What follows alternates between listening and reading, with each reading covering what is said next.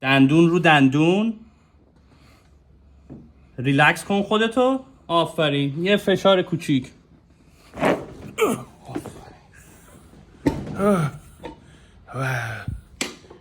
نفس بکش.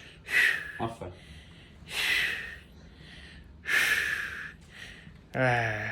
حس کردی همه چی باز شد؟ Yes. آفرین.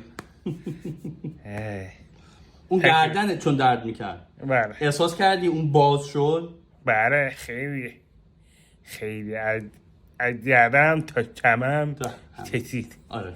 و بیا. اینا هم هنوز کار میکنه.